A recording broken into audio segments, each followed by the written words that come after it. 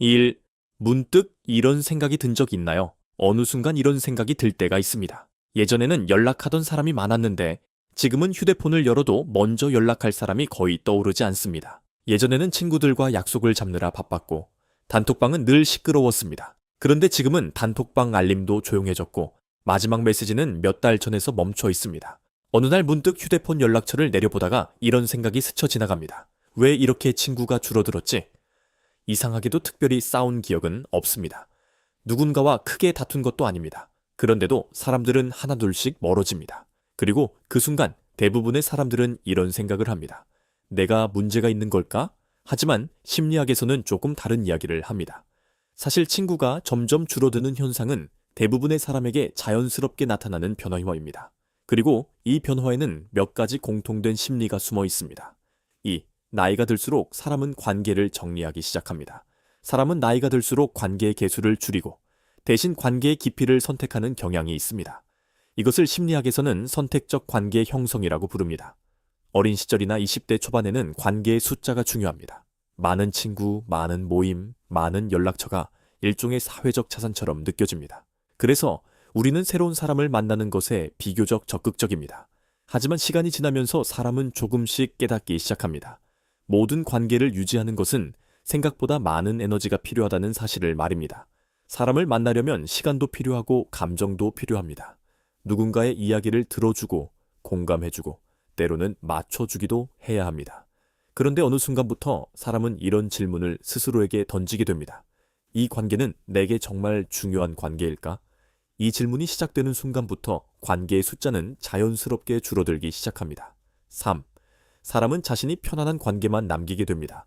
예전에는 불편한 사람과도 관계를 유지하려고 노력했습니다. 분위기를 깨지 않으려고 웃어주기도 했고 마음에 들지 않는 말을 들어도 그냥 넘기기도 했습니다. 하지만 시간이 지나면서 사람은 점점 솔직해집니다. 정확히 말하면 자신의 에너지를 어디에 쓸지 선택하게 됩니다. 그래서 어떤 변화가 나타나기 시작합니다. 억지로 웃어야 하는 관계, 계속 눈치를 봐야 하는 관계, 만나고 나면 괜히 지치는 관계. 이런 관계들은 서서히 멀어집니다. 그리고 대신 이런 관계만 남게 됩니다. 함께 있으면 편안한 사람, 굳이 말을 많이 하지 않아도 어색하지 않은 사람, 오랜만에 만나도 자연스러운 사람. 결국 친구가 줄어든다는 것은 누군가에게 문제가 있다는 의미가 아니라 관계의 기준이 달라졌다는 의미일 가능성이 큽니다. 4. 혼자 있는 시간이 편해지기 시작합니다. 또 하나 흥미로운 변화가 있습니다. 예전에는 혼자 있는 시간이 심심하게 느껴졌습니다. 그래서 사람을 만나야 했습니다. 누군가와 이야기하고 함께 시간을 보내야 하루가 채워지는 느낌이 들었습니다. 하지만 시간이 지나면서 사람은 조금씩 혼자 있는 시간을 배우기 시작합니다. 혼자 커피를 마시는 시간, 혼자 산책하는 시간, 혼자 책을 읽는 시간. 이런 시간들이 생각보다 편안하다는 것을 알게 됩니다. 그리고 그 순간부터 사람은 더 이상 모든 시간을 사람으로 채우려고 하지 않습니다. 어떤 사람들은 이 변화를 외로움이라고 생각합니다. 하지만 심리학에서는 이것을 정서적 독립이라고 설명하기도 합니다.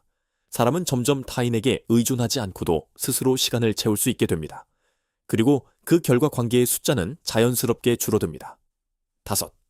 친구가 줄어드는 것은 이상한 일이 아닙니다. 많은 사람들이 친구가 줄어드는 것을 실패처럼 느끼기도 합니다.